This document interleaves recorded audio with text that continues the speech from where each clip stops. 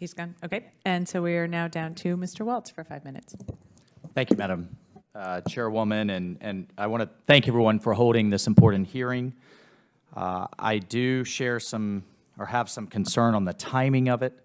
I think this hearing is absolutely necessary and would have hoped we could work towards some bipartisan solutions before the majority put the bill H.R. 2722 forward this week that is looking to put $1.3 billion at this issue.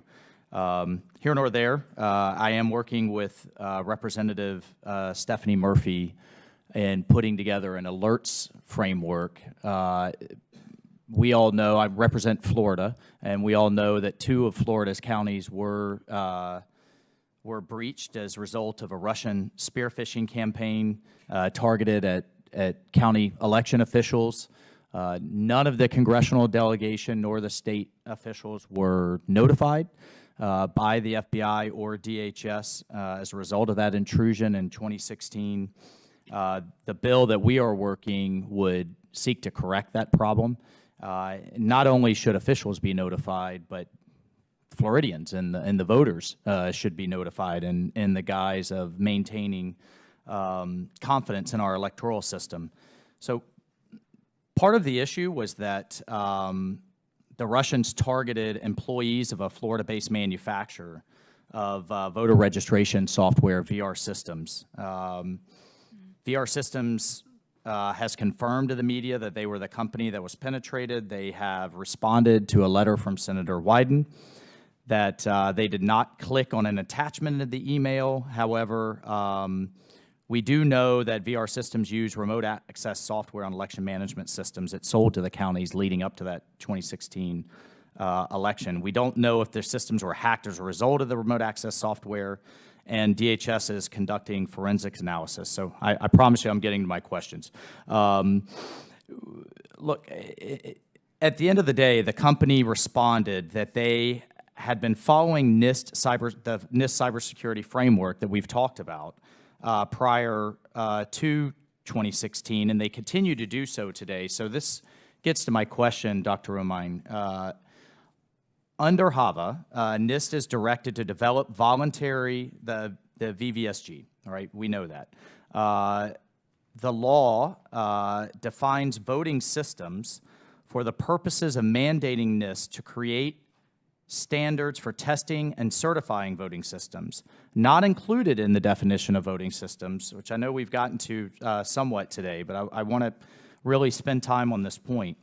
Not including the definition of voting systems are voter registration panels and voter registration databases. And because of this, there have been questions whether this vendor in particular, but I think it's a broader question, whether this vendor, VR Systems, implemented NIST framework.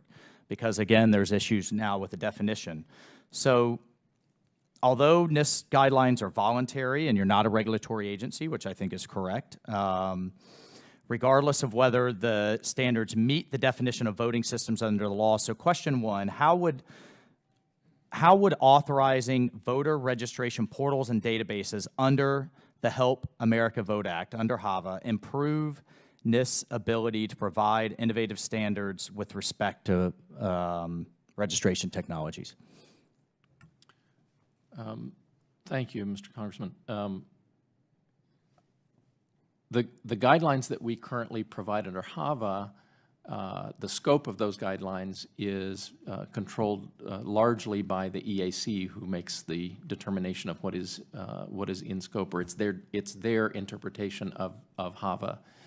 The role that we play in cybersecurity broadly allows us the opportunity to provide things like the cybersecurity framework and other guidance on more traditional IT type systems, such as those that generally are used for voter registration databases and other and e-poll books and so on. So we already have guidelines in place that might be applicable. It would be the change there would be that those guidelines would be incorporated into the EAC database, for example, for VVSG guidelines, and that would be more directly, perceived as more directly relevant to election officials. I am out of time, but just could you submit for the record that how doing so and how changing those guidelines would incentivize companies and vendors, for example, VR systems and other registration software companies to follow